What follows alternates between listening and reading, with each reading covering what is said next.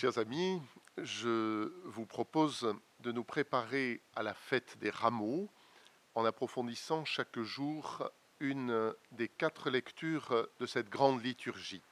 La Passion de Jésus-Christ selon saint Matthieu, du chapitre 26, verset 14 au chapitre 27, verset 66.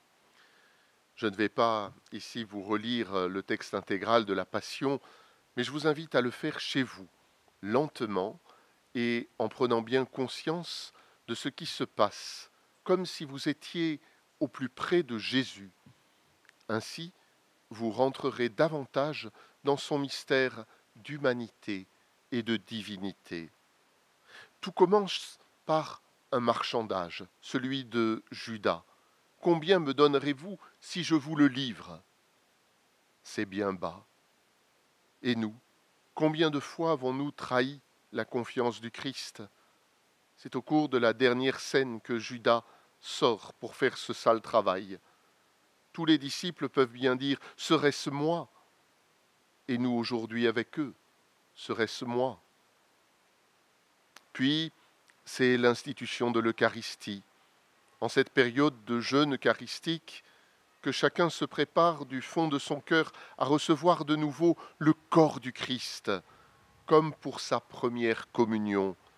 Quel grand mystère! Devenez ce que vous recevez, devenez le corps du Christ.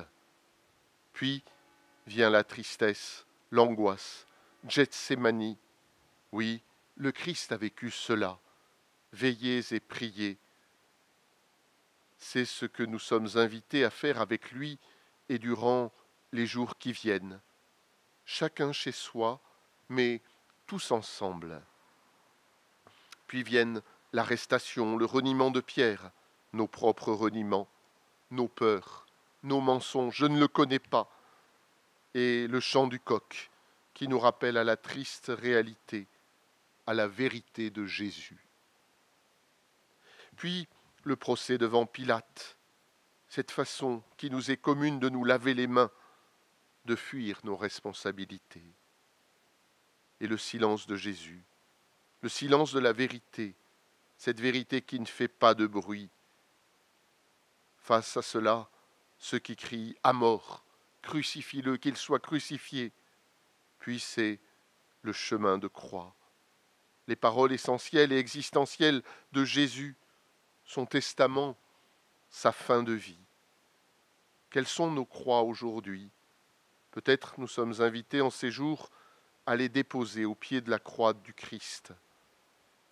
Sa fin de vie et la profession de foi aussi du centurion. Vraiment, celui-ci était le Fils de Dieu, que nous pouvons refaire avec lui, et je vous invite aussi à la mettre au présent. Vraiment, Jésus, tu es pour moi le Fils de Dieu. Enfin, le final de cet évangile est l'ensevelissement de Jésus, qui nous met en communion avec tous ceux qui ensevelissent leurs défunts et sont chargés de grandes peines. Quand certains pourraient dire « tout est fini », nous préférons répondre « non, tout commence ».